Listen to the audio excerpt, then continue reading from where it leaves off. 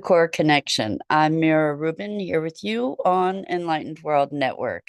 And today's topic is censoring ourselves. And we're going to talk about how we're often inclined to muzzle our joy, um, muffle our laughter and playfulness out of fear of judgment from others, and all these ways we contort ourselves, largely due to our own projection of what someone else might say or think. So it should be an interesting conversation, but before we get started, let's take a minute or two to get present. Let's take a deep breath in through your nose and hold it.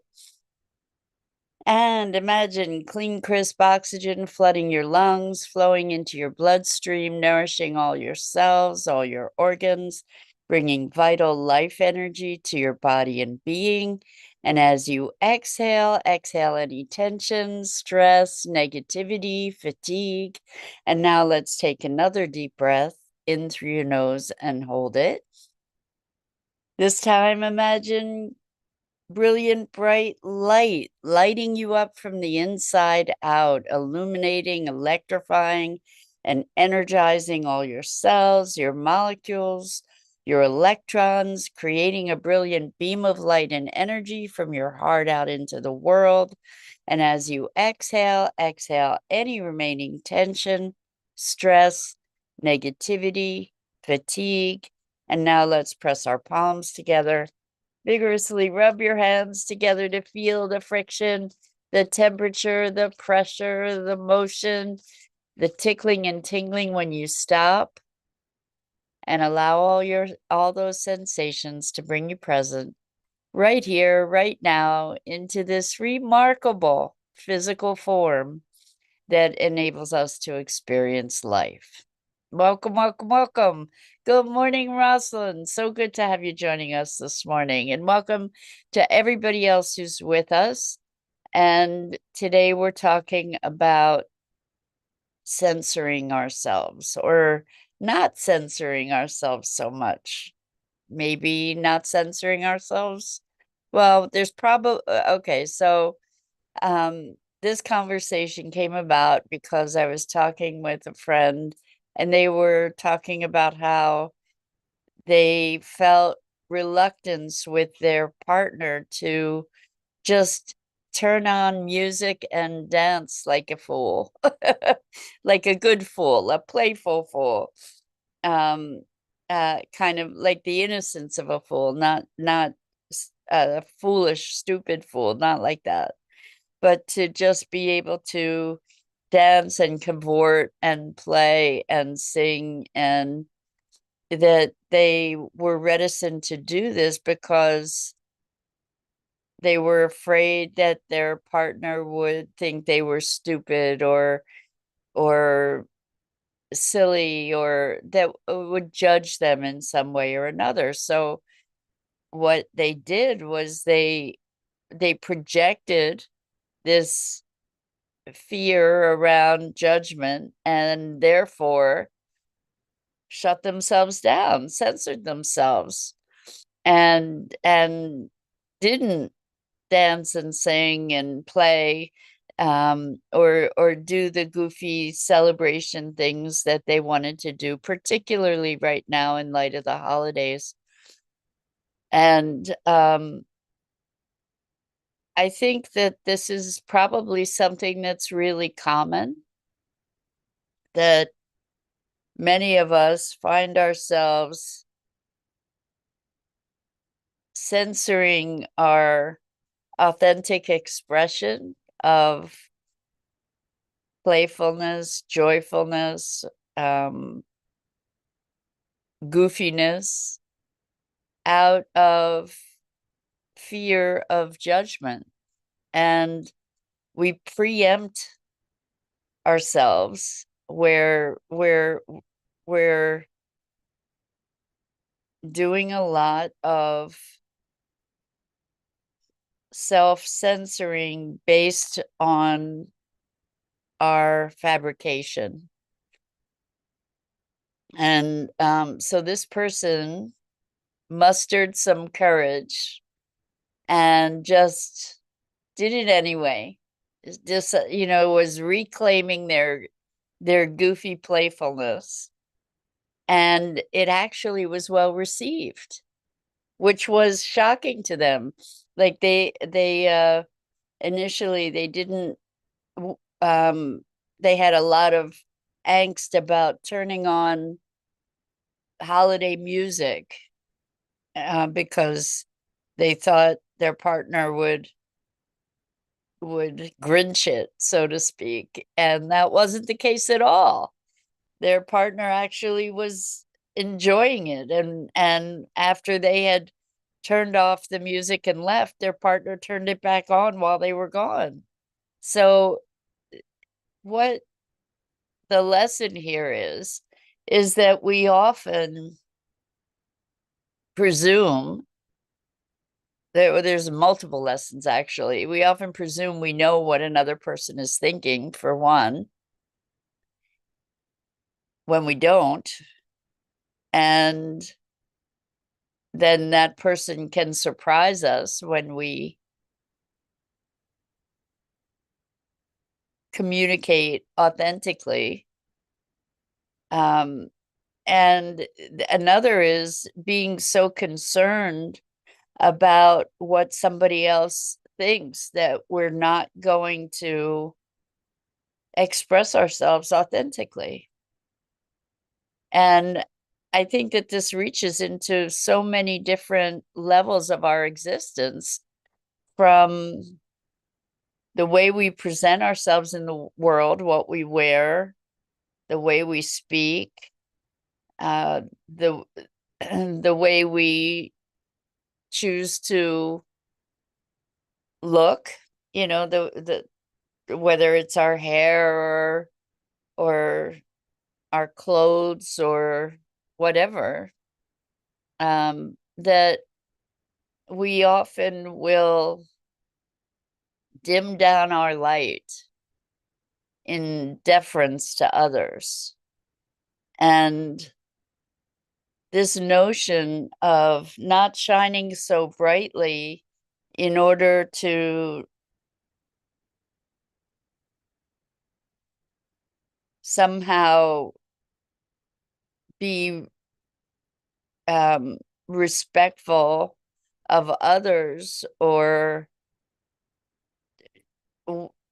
to not engender whatever might arise because we're shining brightly, is kind of a sad state of affairs. We came here, each of us, with our own light, and as far as I can tell, it's our purpose to shine that light brightly. And rather than outshining others, that light can encourage others to shine their light as well. Like we don't have to use our light as a way to make others less than. We can use our light as something to encourage others to burn brightly too. And what if we lived in a world where we were all shining our brilliant light? It would be a better world if we gave ourselves the opportunity to come into our fullest and highest expression and share that light, not as not some not as something that we need to be apologetic about. How sad is that, to feel that we need to tone ourselves down because not everybody else has that same expression. So I guess bottom line, the invitation here is If you got a song to sing, sing it, right? If you have a dance in that is asking to be expressed, dance it. And so what if people think we're goofy? It's okay. If, some people might think you're goofy and other people will just relish and delight in your playfulness, and it might inspire them to play. But why squash your own soul's expression? It's kind of like, well, I'm going to do it before anybody else gets to. And I'm going to put a leash on myself before anybody else gets to harness me. And we actually see that right now in government, where there are people that are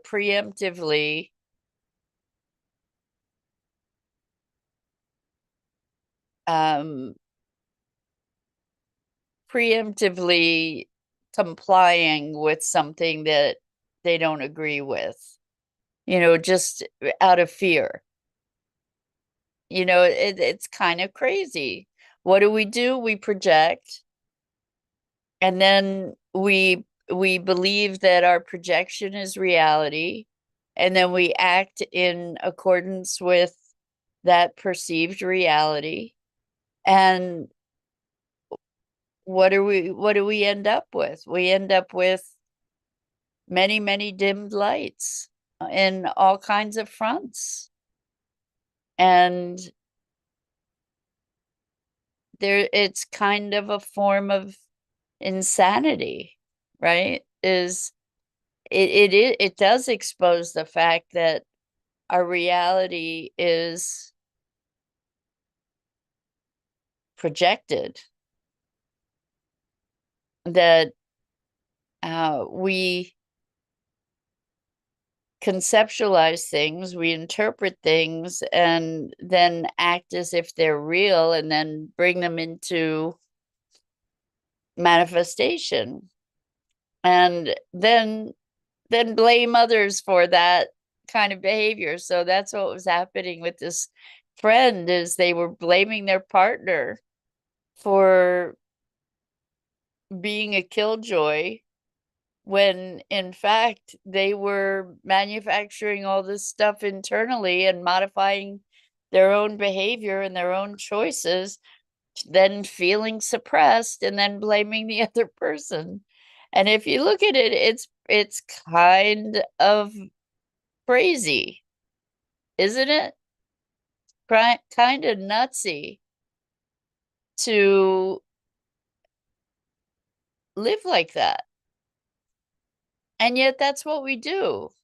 It's like we'll think about a situation, we'll create this whole scenario around it, we'll make all kinds of assumptions about the other person or the other people, we'll then start believing that all that's real, and then we act accordingly. Like we can create entire arguments with people in our minds that are complete fabrication, that never happened, and then we'll be angry at the other person. It's like having a dream about somebody doing something and then being angry at them when you wake up because they did something in a dream that was your dream. It's and that's not something that's unheard of, that whole scenario, but it's a little bit nuts, right? So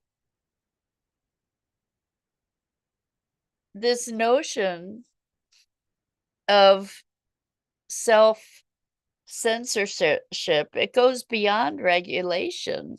It goes beyond self-regulation to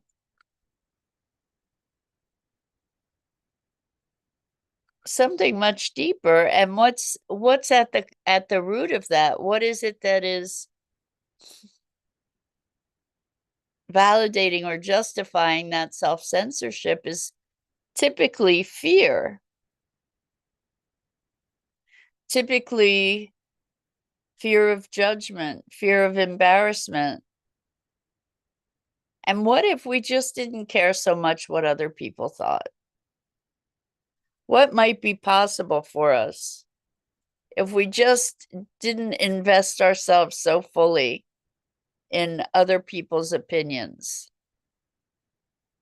Like, to be able to be respectful, but at the same time, not have to feel or not put ourselves in a position where we feel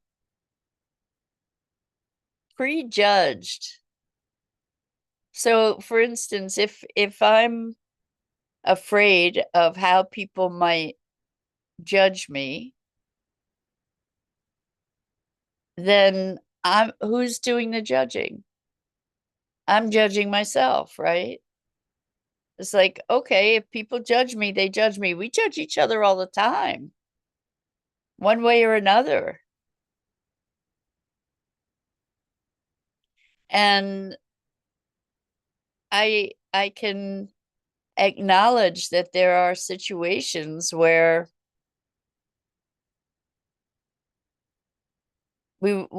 where it can be beneficial to be aware of how we might be perceived, or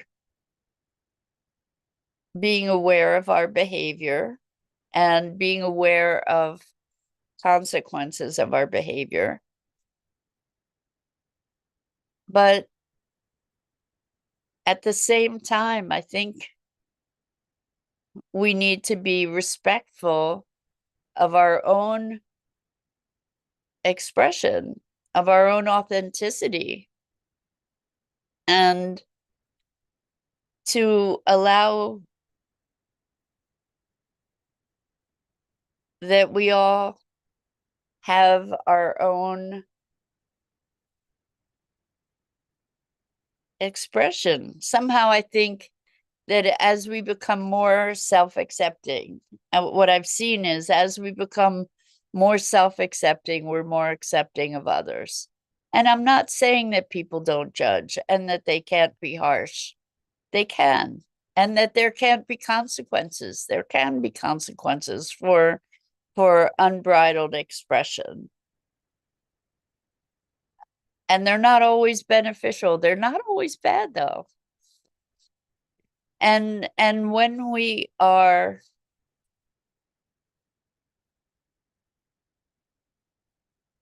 self-censoring,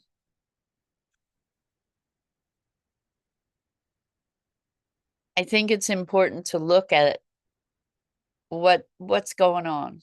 What's going on? Why are we dimming our light? And I mean, there are times when we might be angry. It's not appropriate to act out. There may be ways to be expressing that upset, maybe not in that moment. Maybe we need to take a beat, right? But when we throw water on or quench our fire, when we dim our light, our vitality, our joy, in deference to somebody else, who does that serve? And then if we then have resentment toward them because we chose to dim our own light, look at that cycle of behavior. We need bright lights in the world right now. And yes, sometimes people will be envious, and as a result of that envy, will try to dim the light for you. That can happen. That can happen. And maybe it's good then to find other people, but it does to be around that appreciate that light, or to help that other person cultivate their own light so that they don't have that jealousy. But Why would we kill ourselves off in deference to somebody else's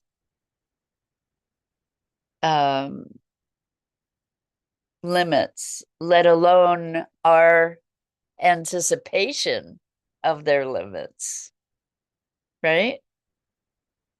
I recognize that sometimes it's not easy to shine your light when the people around you aren't supportive of it. But to preemptively not shine your light because of what somebody else might say, like maybe we can use our light to help others rise or to give other people permission to shine theirs. The bottom line is, if you're feeling joyful or playful, why not?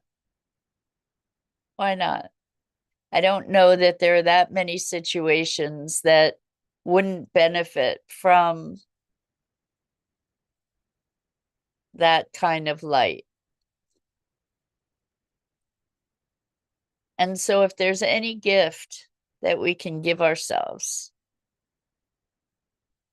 I think it's the gift of embracing ourselves, embracing our uniqueness, embracing our light, and feeding that light,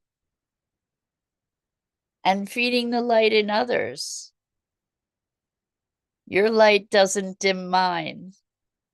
We have this notion of comparison rather than celebration. And the comparison comes from this notion of greater than, less than. You know, if you're better, I'm worse. Or if I'm better, if I'm brighter, you're dimmer. It's just that we all have different light. And we don't have to make these comparisons. We don't have to cultivate jealousies. We can embrace possibility. You know, some people who are shining their light are shining it as the way that we can see it is, oh, wow, that's available for me too. You know, thank you for showing me that that's possible, rather than that person is so much more or better, or that person's a threat, so I have to tear them down somehow. We can rise to our own expression. We can use the examples of others as inspiration and invitation, rather than something that we feed ourselves messages about being less than around. We don't have to do that. If we appreciate something in someone else, why not just be able to celebrate it? It's no damage to me that you're a star. Why can't I just enjoy that and appreciate that? As I feel whole in myself, I'm better able to really appreciate the expression of others and celebrate it. It's we who ultimately make ourselves less than. Even if we've received messages that we were less than in our lives, there's a point at which we get to choose whether we embrace those messages or we recreate our sense of self to defy that. And I'm not saying it's easy, because so many of us are conditioned into believing that we're not good enough. And then believing that we're not good enough, the comparisons that we make to others, and we may have been compared to others a lot in our lives and told that we're not good enough or that we're less than. Coming out of that is not an easy thing, but we don't have to believe it. And I challenge each of us to recognize that we are each, every one of us, a unique light in the world, and that we all belong here just by virtue of the fact that we're here, that we don't have to prove anything, regardless of what people might tell you about how you should be proving yourself. What if we're just enough as we are? What if we are worthy of being here and we don't have to prove a darn thing? What would life be like? And I think that's a worthy exploration for all of us. If I don't have to prove anything and I don't need your approval. Now, obviously, there are situations in our structures of living where we do need certain approval. But we can be taking that way too far. And so the gift of this moment is to receive our enoughness, that we are enough exactly as we are, without anything else, without having to prove ourselves further.